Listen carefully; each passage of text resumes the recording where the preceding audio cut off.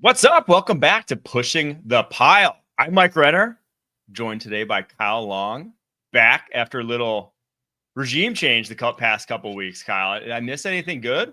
Yeah, we were trying some new stuff on. I was taking interviews with some other prospective hosts and, other brains out there in the football universe. But at the end of the day, nobody matches what you bring to the table. First and foremost, I've said this about a dozen times on the show since you've been gone. Congratulations to you and your beautiful bride. I'm glad that you're back stateside. And you and I didn't plan this, but when I popped on the Zoom, I was like, he just got married. There's no way he's got a mustache right now. I got on. I have a mustache. You have a mustache. This is just beautiful. It's good to be back. There's a lot of stuff to talk about. First and foremost, last night, and if you're watching this episode, it'll be probably a few days ago. This was the Halliburton Achilles injury in Game 7 for the Pacers. So brutal. I haven't watched a single minute of the NBA, and it's not because I don't like basketball. I love it. I love the NBA too. The last time I really had time to watch the NBA, Kevin Durant, James Harden, and Russell Westbrook were all in the Oklahoma City Thunder. And they couldn't win. That was like a long time ago, but I loved watching basketball back then. I hate it for basketball fans that the guy who has been on such a tear in the playoffs goes down in Game 7. Obviously, Oklahoma City is the team that everybody says is the most talented one. SGA it's been said that he's a foul merchant. So I'm sure there's a lot of people that are like, hey, that kind of reminds me of a few NFL teams. These great players get the royalty treatment. They felt like Oklahoma City got that. And it sucks that Halliburton couldn't finish out Game 7 and keep that thing close because it got out of hand last night. Well, it spurred a conversation that we're going to probably have in the NFL once they go to 18 games, which is, is the season too long in the NBA? And we're going to have that in the NFL too with 18 games because, knock on wood, we haven't had a similar situation in the NFL. I remember, I'm not sure if you were following college football at the time. This was the 2010 national champion, Texas-Alabama national championship, when Colt McCoy goes down right at the beginning of the game. It felt like that, right? Where it's like, if you remember that game, Garrett Gilbert goes in. It's just like, okay, it's over. Like we got all the way to this point, got to the pinnacle of the sport, and all of a sudden it's over with the most anticlimactic ending you possibly imagine. So obviously, knock on wood, the NFL hasn't had that sort of moment, but I think I'm worried about trending towards that with an 18-game season here going forward. Just a little worried. I did get married a couple weeks ago. My wife didn't tell me until after getting married. She springs this on me that she hates when I do my fake Wisconsin accent. Not fake Wisconsin accent. I have a Wisconsin accent. But when I put on a little Lambo, when I start to really get into my Wisconsin roots. When you get the beers flowing, you get around the boys, you start talking like a cheesehead. Well, she's like, yeah, that's not very sexy, Michael. She hates it when I do when I put on my Wisconsin drawl, which is something that I feel like you got to throw me a bone before we get married. That, hey, that's really unattractive to me. And it's not an attractive accent. I'm going to keep it real. I know the Wisconsin's not, but she's not a fan of it. I'll tell you this. My old man, and a lot of you guys know him, Howie. He's on Fox NFL Sunday. You know him as a very straight shooter, clean cut, well-spoken, articulate dude, well thought out. Very much so. When my mom and my dad started dating, it was at Villanova. I think she was a freshman. He was a sophomore. He's from Charlestown, Massachusetts. Like, he's from Boston. He had a thick, like Southie accent. And my mom was like, had the foresight to say, you need to go to speech therapy. And for, gosh, I may be like letting a skeleton out of the closet here, but my old man went to speech therapy in anticipation of being in the media one day. And if you look at his early 1980s interviews, like any of these Raiders documentaries you see, it's Boston accent. Like, you can hear it. He sounds like a guy from The Departed. And now you hear him and he sounds like a guy that's from like Ohio. Yes. I would just say that you're not the only one who has been told by their wife that their accent sucks. And you won't be the last. You won't be the last. I never would have guessed that. I mean, obviously, you just don't know, but like he's very articulate, as a very clean cut accent. I never would have guessed that he used to have a thick. It's interesting how that works. Oh my! He goes, oh my God, That's how he says, "Oh my God." And things that are his, he says, "That's Mayan. That's Mayan." It's like a Boston thing. I don't know. There's a few words that are still stuck, but for the most part, he's rid himself. Boston, definitely another one that not the most attractive. You know, if you're ranking attractive accents, it's pretty low on the totem pole. Probably still ahead of Wisconsin, but right up there with Toronto. I don't know if you've heard any of these Dude. Toronto street kids talk. It's just like, what are we doing? That's nails on a chalkboard. Yeah. That truly is the worst accent I've ever heard in terms of speaking English. It's tough to listen to. All right, we're doing quarterback rankings. Us and everyone else in the sports media space, I think, at this point. It's the point of the season where you rank quarterbacks. Yep. Obviously, rank everything. Yeah, you're ranking anything you can get your hands on. It's obviously dead season in terms of real football content, but that's when, the hot takes start to fly. When you say anything to make a headline, we're obviously not going to be doing that. We're going to be trying to give our honest opinion on how we would tier the quarterbacks. I'm not going to rank them. There's going to be some people pissed off very quickly on these rankings, and I can't. Well, I'm here for it, Mike. We'll see. I'm actually curious to see who you think are the ones that will piss people off, because obviously I don't listen to a lot of the comments in terms of like who people think are great. I know there's probably one that I have, and we'll get to it when we get to it, that will make some people upset, but it's a fan base that you're really never going to please, right? So I'm not too worried about that. But we'll start with here's how we're doing it. We have a B, C, D, and F tier, like grading. A, B, C, D, and F tier. We also have a U tier, which is just like, I have no clue what to make of it. Unknown. Wild card. Just I'm not gonna put them in any tier because it's stupid to do so, because we don't know what they're gonna be this year. Could be a 2, could be an ace. 100%. And then we have the S tier, which is just your superhuman tier. So let's get into it. Let's start with the U tier. Yep. Unknowns. Guys who is just like, you just either haven't seen him play enough football, or for other reasons, I'm not going to rank them on this list. That consists of Cam Ward of Tennessee Titans, #1 overall pick. JJ McCarthy of the Minnesota Vikings. Again, obvious reasons for both those guys. They haven't played a down football in the NFL. Aaron Rodgers of the Pittsburgh Steelers. We'll get to his reasons in a second. Caleb Williams and Michael Penix Jr. So I'll start with Rodgers. Why put him in this tier? As I'm almost choking. He, in last year's offense, with Nathaniel Hackett, without a running game, I thought, like, for what he was given, he was awesome. But he's also, at 41 years old, going to now a completely new offense with Arthur Smith. It's just like there's so many unknowns. His body could completely degrade at this point in his career. He's, susceptible. You're more susceptible to injury at that point. Injuries don't recover the same way, even minor injuries. You're just very susceptible. And it's just hard to understate how awful that situation was last year, how unbelievably bad that offense was schemed compared to the rest of the NFL, and just how bad his receivers were. He had the highest drop rate from his wide receivers, 9.6% of any quarterback since 2019. Like, it was just, there was so much bad going on around that team that I can't just drop him in these rankings and say I know where he's going to be this year. So put him as an unknown. And then Caleb Williams is probably the only other one that really needs explaining in this, because he played a full season. But I think there's obvious reasons here. One was the turmoil that was the Chicago Bears. Talking about how you saw the article from Seth Wickersham about how he's just basically had no guidance in terms of watching film, was just kind of flying blind into year one. About like what to do in terms of preparation, and then just multiple different offense coordinators. And he was always going to be a project and coming into the NFL. Like that was, if you watch him at USC, that was kind of known.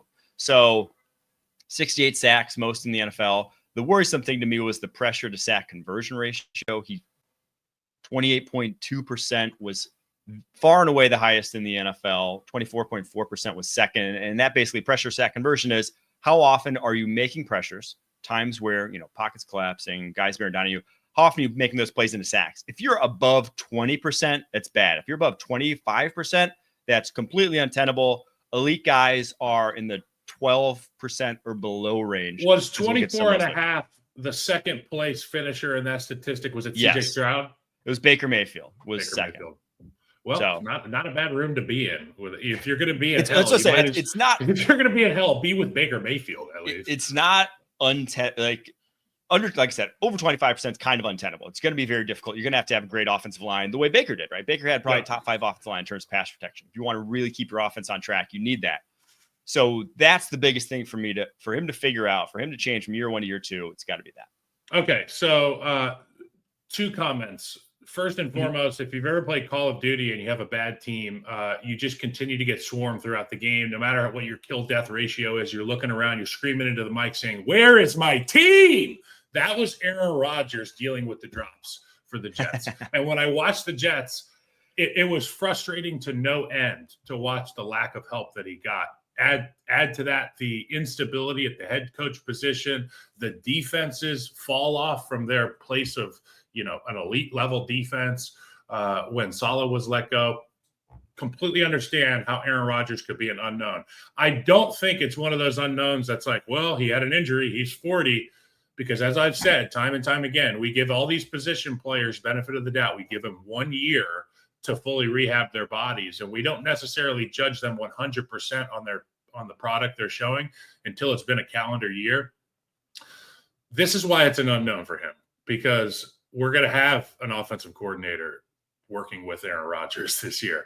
The offense, in my opinion, is going to look centuries fresher than the one that we saw in New York. And quite honestly, I just think that being in Pittsburgh is going to serve him so much better than being in that New York media market. Going to Caleb Williams. Caleb Williams reminds me of Anakin Skywalker from The Phantom Menace. And if you've ever seen The Phantom Menace, there was an important scene where they went pod racing. I'm not sure if you're familiar with pod racing. Yes. Okay? They're out in the desert. Big pod racer. Big pod racer. So Anakin Skywalker, Caleb Williams, at the very beginning of the race, gets like his flux capacitor clipped by the mean guy with the big cheeks. And, it was tough sledding at the very beginning of the race. He's on the unknown list because he could be in the A tier at the end of this year. He could also end up in the tier where it's like, I'm still a little bit worried because of the numbers that you talked about, the sack rate, the pressure rate. One thing I love about Caleb Williams, he takes care of the football and can make throws off schedule. The thing that I need to see from Caleb Williams this year is being on time and in rhythm in that offense. Yeah. And if Ben Johnson can find a way to keep his quarterback clean through a sense of urgency and getting the ball out, the sky's the limit for this guy. Michael Penix just got to stay healthy. I loved what I saw from this guy last year. J.J. McCarthy, a lot of questions. Cam Ward, freak show. How are they going to just roll this guy out there? What does it look like week 1? How much better does it look at the end of the season? This is a good U tier, Mike. All right. If I had to like throw these guys into a tier, just like guess, like end of the year, what am I thinking? I think we'll say I think Michael Penix goes to B tier. He was sensational last year in limited time. He had the highest big time throw rate in the NFL. Doesn't take sacks, but it was only 114 dropbacks. I think he goes B tier. I think I'd go Caleb Williams C tier, Aaron Rodgers B tier, JJ McCarthy C tier, and then Cam Ward probably F tier. But it's a rookie quarterback hit in the NFL. He could be D tier. He could be higher. I don't know. That is more often than not the standard assumption with the rookie quarterback is it's not going to be good, right? I would disagree with you on the rookie, Cam Ward, because we have seen, I always remember the recent past more than I remember the past. And in recent memory, these rookie quarterbacks show up and they're unafraid and they go out there and they let it fly. Cam Ward, I've read nothing but good things about his ability to prepare, his habits in the building, outside of the building. The guys love him so far. Obviously, he had the physical tools. Being in South Florida, he was on every TV and every restaurant and every barber shop and every bar that we went to. The Miami Hurricanes were on, and there was this guy, Cam Ward, who could do things physically that looked easier than the other guys. His X factor is the stuff that he's doing off the field. I think he could show up and have a really good year. I would go D tier with Cam Ward instead of F tier. I hope so, because the one thing he has in his corner that the most of the quarterbacks that succeeded last year, experience. I mean, he's one of the most experienced quarterbacks to hit the NFL ever. 5 years as a starter, over 2,500 dropbacks in his collegiate career. Compare that to someone like Trey Lance who had under 400. And it's like, this guy has been through the ringer. So I hope so. I hope so for Titan fans' sake. Let's get to the F tier, though. All right. And I call this the we're screwed tier. It's just, if you're going to win games, it's going to have to be on other people. And I put 2 unknowns in here, but it's unknown because it's the Saints and the Browns. Whoever starts, right? Whoever starts for them, I think you can be pretty safe to say that it's not going to be great. So they're obviously unknowns, but I put them in the F tier just because I think the upside of anyone who's starting there is not high. And then I also threw Anthony Richardson. And that's it. That's your only F tier. Like, those are the only teams in the NFL going into this season. So, yeah, just saying, like, pull up. It's not going to be good. Pull up. Yeah. Like, hey, it's not going to be good. Terrain. That's your only F tier. Yeah, well, I mean, look, the upside with Anthony Richardson is so juicy and flavorful that it keeps guys like you and me interested. But going to the well time and time again, and me saying to myself, is this an old article or a new article about his shoulder, about his habits, about the opinion of the people in his locker room of him? You know, am I in the locker room? Can I see it first person? No. Firsthand, no. But, you know, at a certain point, you know, where there's smoke, there's fire. Until Anthony Richardson proves me otherwise, and you obviously as well, he's in the F tier. Yeah, and I mean, you could even put, if it's Daniel Jones, he's also in this tier, unfortunately. That's just where you're at the Colts. And now I lean towards Richardson starting just because of what he could be. You know, Daniel Jones, you've seen enough to know what he is. Anthony Richardson, there's something about what he could be that's still intriguing, but at this point. And we love football. We're rooting for the guy to be great, because I want to see 2 defensive ends converge on this guy at 11 yards without stepping up in the pocket, and him just launch the ball like a trebuchet 75 yards down the field into the fingertips of whoever the hell's down there. He's got God-given talent. Man, oh man, if he can just figure it out. I actually went back and watched some of him at Florida, because I watched Lenora Sellers in depth. I don't know. We're going to get into some draft combo here, but Lenora Sellers is the South Carolina quarterback. Okay. He is comparable physically to Anthony Richardson, which is a crazy thing to say, but if you watch this guy's tape, he's going to run, 6'3", 240. He's going to run like a 4.5, and he can throw the ball 70-plus yards. Like, he has a hose. He's like in the same mold of just unbelievably gifted quarterback. And it made me go back and watch some Anthony Richardson at Florida just to be like, you know, what did he look like at Florida compared to him at South Carolina? It's just like, good Lord, what this guy brings to the table physically is so crazy that if the accuracy improves to, you know, just, I don't even say below average, but like below average NFL, if it actually improves to below average NFL accuracy, he is a franchise quarterback with all the other stuff he brings to the table physically. Dude, you just go put on the Bills tape. And if I tell you that guy who was vying for an MVP last year, his biggest red flag was accuracy issues, you would look at me and say, what are you, crazy? The guy's 6'6" and he's 250, runs a 4.5. Like, I don't give a shit about his accuracy. Well, it's so bad with Anthony Richardson that we start to care about it. And they've got the same type of physical makeup where it's like X-Men running around with the football.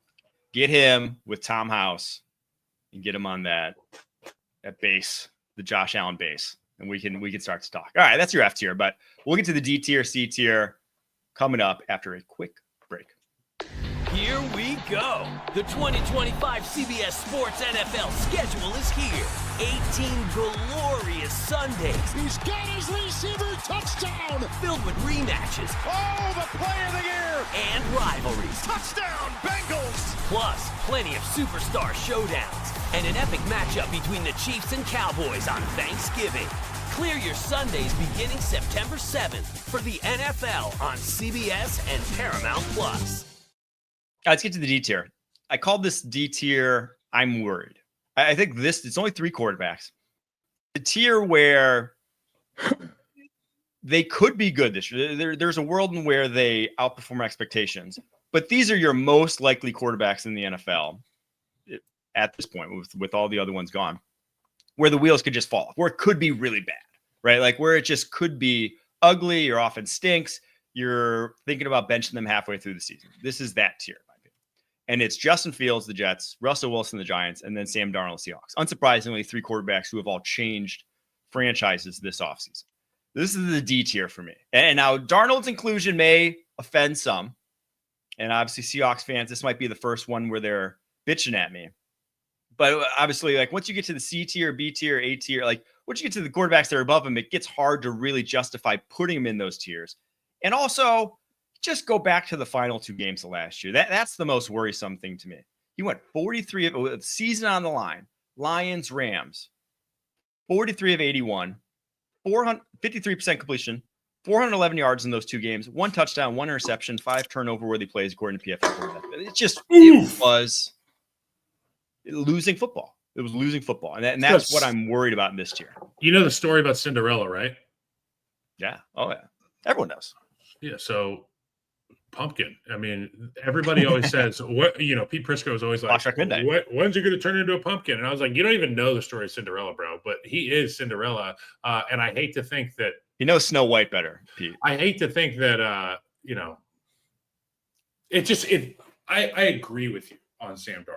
And the D tier to me is because the next couple tiers, we're going to frame them and you'll have a better understanding of where we're going. But when you don't have the roster to bolster a less than quarterback, you're going to end up in the D tier. Yeah. And while I do think that the Jets have a good defense, the Giants obviously have a good defense, the Seahawks have a good defense, you got to score points to win the National Football League. Justin Fields has not been as prolific and productive as you'd like to see in the passing game department, although I think his leadership, his toughness, ability to run the football makes it fun to watch. Russell Wilson has become somewhat of a one-trick pony here as of late. And then for Sam Darnold, like you said, which version of Sam Darnold? Is it going to be lowercase Sam or uppercase Sam? And is there a worse version than that we haven't discovered at this point in his career yet? Because he doesn't have Kevin O'Connell, Justin Jefferson, 2 great tackles. There's a lot. This is almost an unknown tier.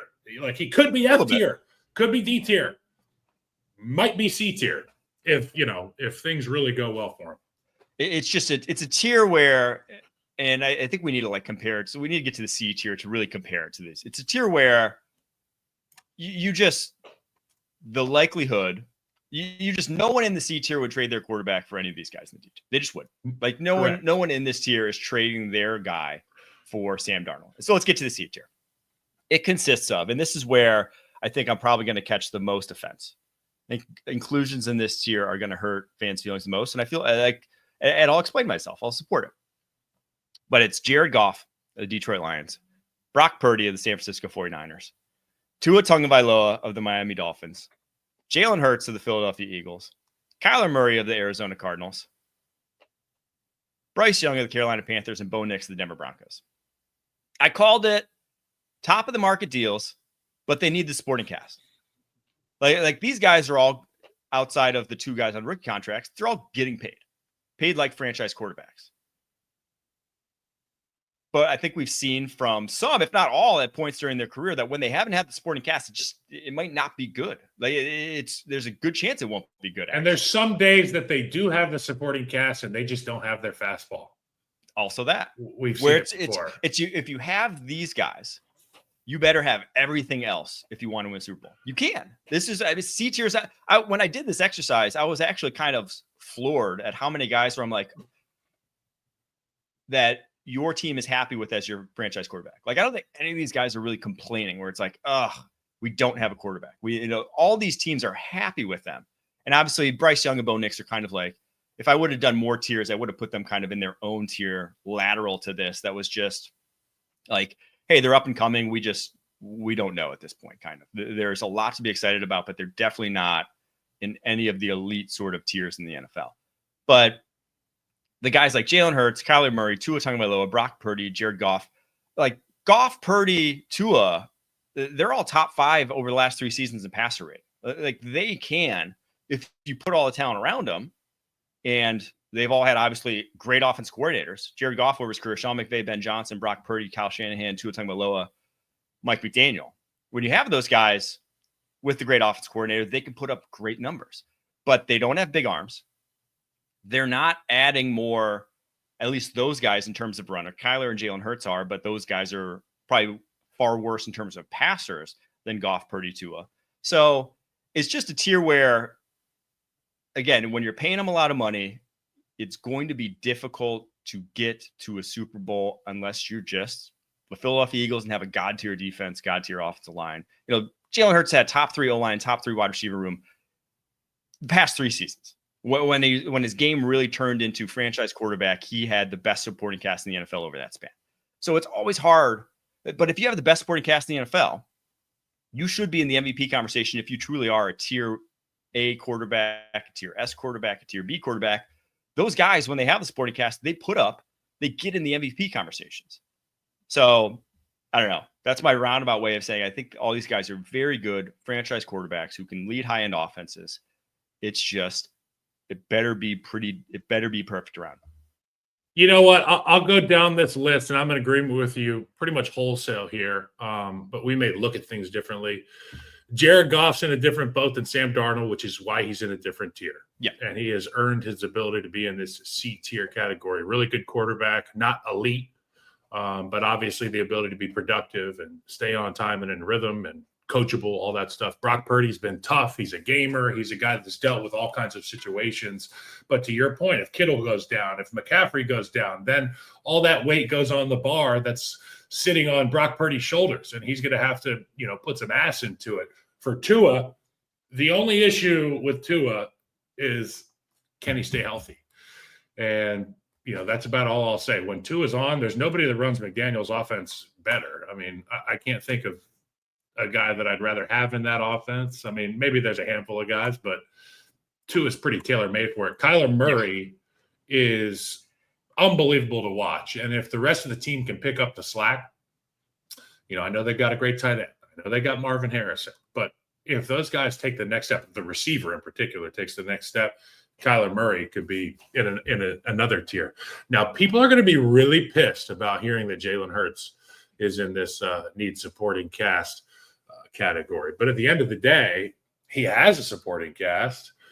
So we really don't know what he would be like without it. His entire career, he's been on these elite teams with great supporting casts, Alabama, Oklahoma, and obviously the Eagles. So there is an argument to have him in this because he it's almost like, the kids who grow up with money, Nepo babies. It's like, well, he's a Nepo baby. You have to discredit everything he's done. Yeah. I would argue that this Jalen Hurts guy is special. And he's a gamer. And in the biggest games, he has his best games.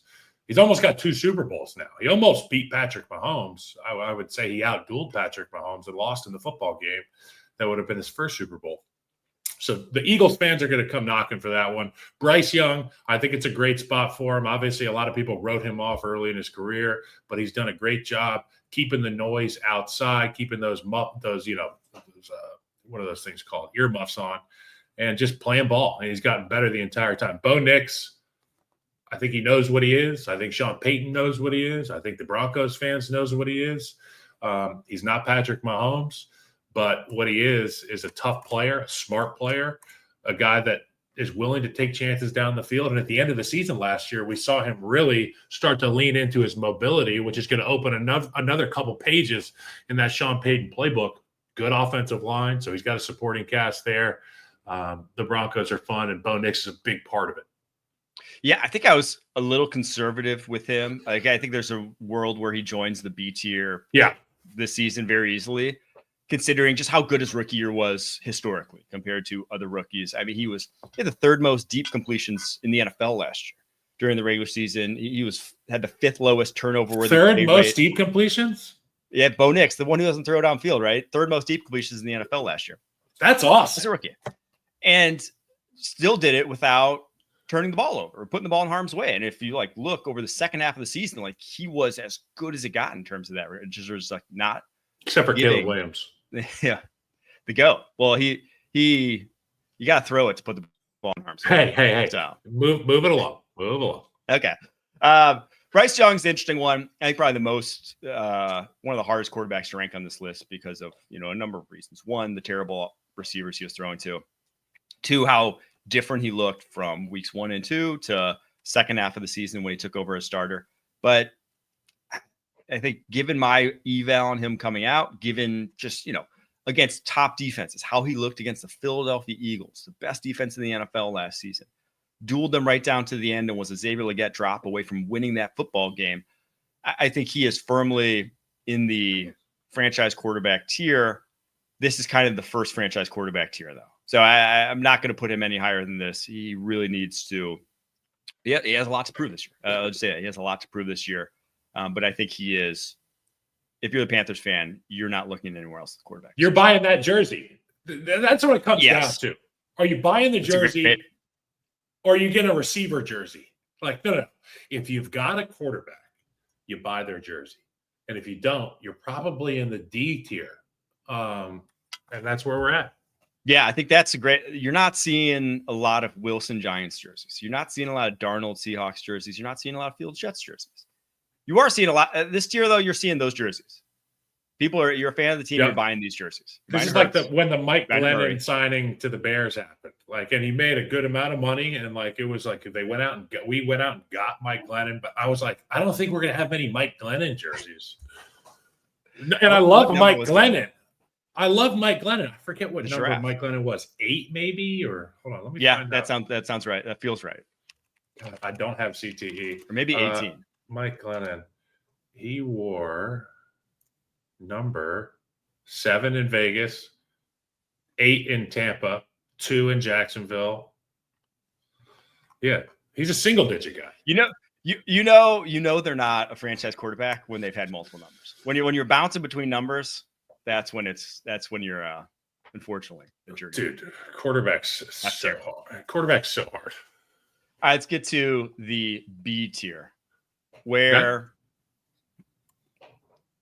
I'll just name the names and then you tell me what you think. I'll give support for it afterwards. It's Baker Mayfield of the Bucks, Dak Prescott of the Cowboys, Jordan Love of the Packers, Trevor Lawrence of the Jaguars, Geno Smith of the Raiders, Drake May of the Patriots, and then Matt Stafford of the Rams.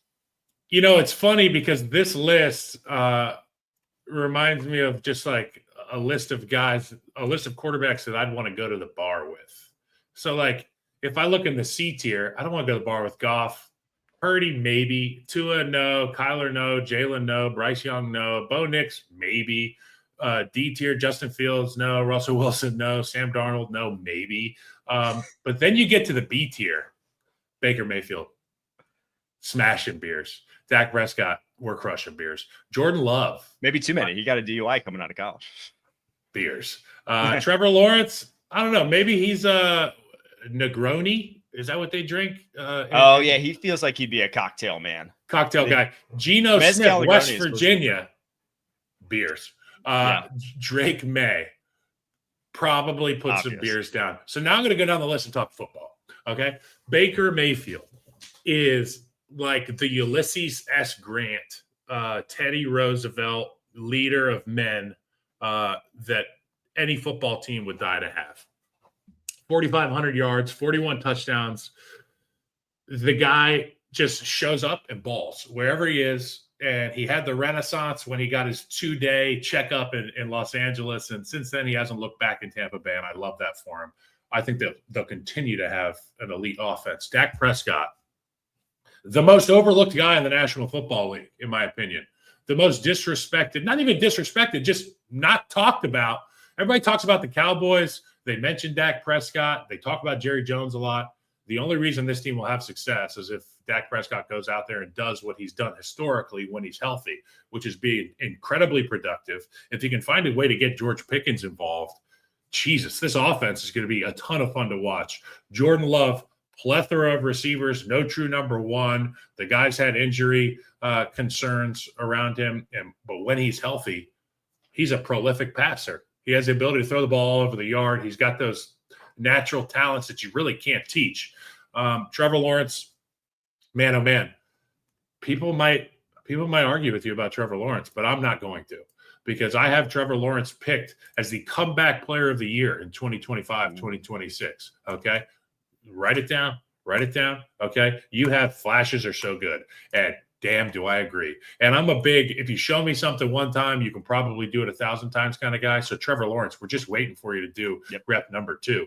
Geno Smith. Okay. I'll put him in that Dak Prescott disrespected category because we weren't introduced to Geno Smith from Jump Street of his career as, this prolific starter leader. Now, 10, 11, 12 years later, however long it's been for Geno Smith, he's the leader of men. And you get an opportunity to reset the culture with Pete Carroll. You bring my guy Chip Kelly in. You've obviously got Brock Bowers at tight end, Mike Mayer. You're going to be at 12 personnel. The offensive line's solid. You got a good center. You got a great left tackle. You've got Ashton Genty running the football. Geno Smith has the opportunity to be part of an incredibly balanced, efficient offense in Las Vegas that's predicated on running the football. And I know how Chip Kelly operates. They're going to use the strengths of that football team, and it's going to be a lot of fun. Drake May.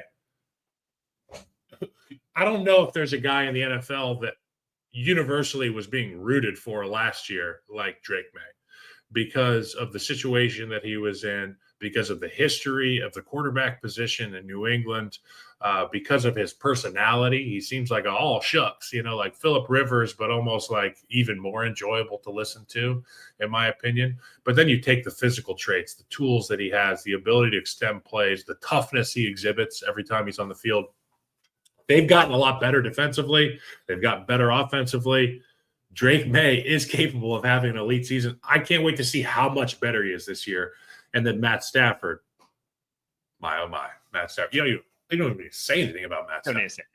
I didn't even, I wrote notes on all these other guys. Matt Stafford doesn't even have a note. I was just like, it's at one point he was probably a higher tier than this. He's at the end point of his career. You see it with him. You see some physical degradation, the back issues he's had. He's just not quite the same as he was that Super Bowl year, but he's still obviously a damn good quarterback. To go to Drake May. Drake May is one of the more interesting ones here because obviously statistically he's not close to the B tier. Yeah. This is obviously some of my pre-draft opinion on him, some of what we saw last year, and just taking into account how insanely bad his supporting cast was. I was going back through and looking. Only one of his starting offensive line last year is starting anywhere in the NFL this season. Only one, like Len Wayne. And only one of his starting wide receivers is starting anywhere in the NFL this year. That's insane. So that is unbelievable. So it was all backups. That's basically what his supporting cast was. A true, for any reasonable team, all backup supporting cast. He was playing with a scout team offense.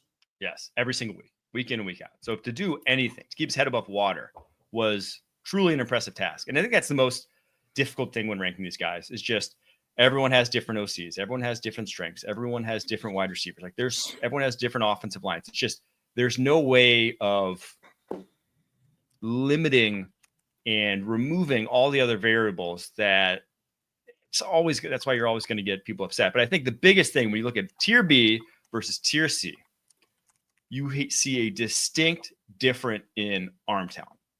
These guys, for the most part, I think Dak Prescott probably has the weakest of this bunch, but Baker, Drake, Stafford, Trevor, Jordan, for sure, high-end arm talent. These guys have the goods to attack any window, any area of the football field. The whole playbook's open for them.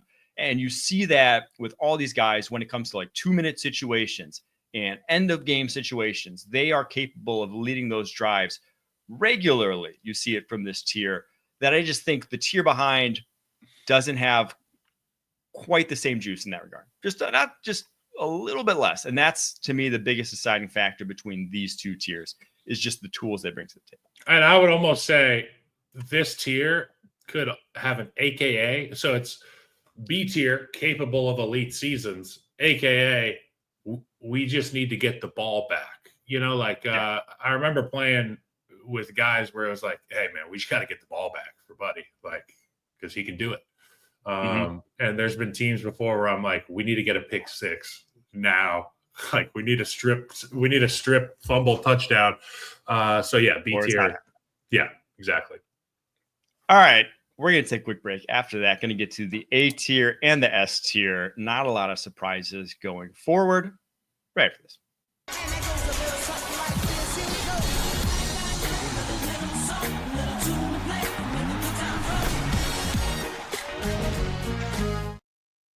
All right, A tier. 3 guys, 3 names before we get to the S tier. Jaden Daniels, Justin Herbert, CJ Stroud. Daniels, Herbert, some may put in the S tier. Some may argue for that. I'm not going to go to bat for them just yet. Nope. Daniels, obviously, just because he was a rookie last year. It was great. I think he was still comfortably behind those 4 guys in the S tier in terms of his on-field performance. And I think until we really see, you got to really see before you get into that S tier. Like, yeah, I'm not just going to put a guy there just because he could reach it. You need to see it, and you need to see it for like a season plus to really feel good that that guy is a superhuman. So Jayden Daniels, comfortably in the elite tier, not going to move him ahead. Herbert, there's just too much odd with Herbert, and people make all the excuse for him in the world, and rightfully so. I mean, he has not had the continuity at the coaching positions. He has not had the talent that other guys have had. It's been a revolving door, but he has it now, in my opinion. He has the continuity at OC. He has the offensive line in front of him. He has some receivers. It's not great, but he has at least some receivers. So if Justin Herbert wants to join the S tier, it is this season. CJ Stroud may be the most controversial addition to this tier. I just watched that Texans offense last year, and I thought it was one of the worst situations for a quarterback to be in the NFL in terms of just the chances he had to succeed. Whether it was the scheme of the offense, whether it was the play of the offensive line, there were too many. Nico Collins injury. And Nico Collins, like there's too many mitigating factors for me to just be like, is Stroud took a step back? I'm not sure Stroud took a step back. I think it was everything else around him took a big step back. So I'm very excited to see what he does in Nick Caley's offense this season. But I think what we saw from him as a rookie, the accuracy, the pocket presence, the athlete that he is, I think he belongs in this tier. Even if, if I am ranking these guys right now, I'd take Herbert and Daniels before Stroud. I'm just like, this season, who do you want? I take those other 2 guys before Stroud, but I still think he belongs in this tier. I still think he is above all the guys we said in that B tier. Yeah, I mean, I love Jayden Daniels as much as the next guy, but just like with the all-pro stuff, if you're a stud as a rookie, you're going to make the Pro Bowl. If you do it again, you become an all-pro in the second year. It's kind of like, you got to earn your way onto this S tier list. And I love your S tier list, and I don't want to touch it, but I like that these 3 guys are kind of in that in-between space between capable of having an elite season and the best guys in the league. It's like right here. And those 3 dudes, Jayden, Justin, and CJ, is awesome. And I think about the production that CJ Stroud had early in the season and the big plays that Nico Collins had, and then his injury. It really exacerbated and shined a light on the issues that they had offensively when Nico, their fail-safe is gone. So for CJ Stroud, I do still think that he has the ability to be in this elite class. I don't feel comfortable putting any of these guys in the S tier class. Jayden Daniels, if you do it again, there will be 5 guys in the S tier. Yeah, I'm right there with you. I think Daniels, Herbert very well could be. I mean, Stroud even could be too. Like that's why I put these guys all above, is because there's a realistic chance. I'm not sure. Going back to the B tier, I'm not sure there's a world. Drake May, I could see joining, the truly S tier quarterbacks in the NFL, but I don't think there's a world where I'm saying Trevor Lawrence, Jordan Love, Dak Prescott, Baker Mayfield. I don't think there's a world where I'm saying any of those guys can join, the obvious tier that we know at the end, Mahomes, those Josh Allen, the MVP winners in the NFL. Yep. It would surprise me a lot if those B tier guys did. It would not surprise me if these A tier guys do. Right. That's kind of the deciding factor to me in how I rank those guys. Yeah, I love that. Let's move on to the S tier. Everyone knows it. It's your 3 MVP winners in the NFL. Your only ones outside of also Aaron Rodgers are your only guys. So it's Josh Allen, Pat Mahomes, Lamar Jackson, and Aaron Rodgers are the only quarterbacks or the only players in the NFL to have won MVPs at this point in time. And then Joe Burrow, who quite easily could have won MVPs at times during his career, could have won it last year, should his team just been better, because he was performing at as high a level as I saw any passer in the NFL. I don't think I'm breaking any ground with this list. It's just those are the 4 guys who are. And the crazy thing about it is I don't think any of those 4 teams trades any of their guys for anyone else. That's how you know it's the tier. Because if you go to the Texans, they would probably trade CJ Stroud for any of those 4 guys just for this season. Yep. Commanders would probably still trade, maybe not Commanders fans trading Jayden Daniels. Chargers fans might trade Justin Herbert for like Patrick Mahomes. They'll never let Jayden Daniels out of the nation's capital. Okay. He's like the Lincoln Memorial. They're just not, it's just there. Okay. But none of the Superhuman tier, the S tier, none of those teams are trading their guy for any of the other guys. It's just they are the cream of the crop in the league. Okay, I got a question for you. This S tier, that's kind of obvious, begs a question. If you had to start a team tomorrow, which one of these quarterbacks would you want to be your guy? Gosh. So I think it's Josh Allen, just because of where he's at right now. He is playing the highest level, and he's only getting seemingly better every single year, right? And the trajectory he's on. I would, Joe Burrow would be close because obviously he's the youngest of the bunch, but he's had the worst injury history. Him and Lamar Jackson, I think you just take them out because of the injury history. They have been banged up too often. It's either Josh Allen or Pat Mahomes. And I think Josh Allen, just the fact that he continues to get better every single year, seemingly, that's what leads me towards him. I'm going to go with Patrick Mahomes. And it's really, again, you're splitting. I'm splitting hairs. We are splitting hairs. And look, there's nobody more fun to watch than these four guys in the National Football League. And the great point you made is that none of these teams in the S tier that have these quarterbacks would trade for any of the other quarterbacks in the S tier because their rosters are constructed to accentuate the skill sets. Like if I'm a tall, beautiful woman with curves, I'm gonna, show off the legs a little bit. I'm gonna work what my mama gave me. You know what I mean? That's what these teams do with their quarterbacks. That's why the team that's so pass heavy in Cincinnati has the ability to pay that three-headed monster as much as they do. Lamar Jackson, the perfect coupling for him is Derrick Henry because it exponentially makes the mesh point that much more dangerous.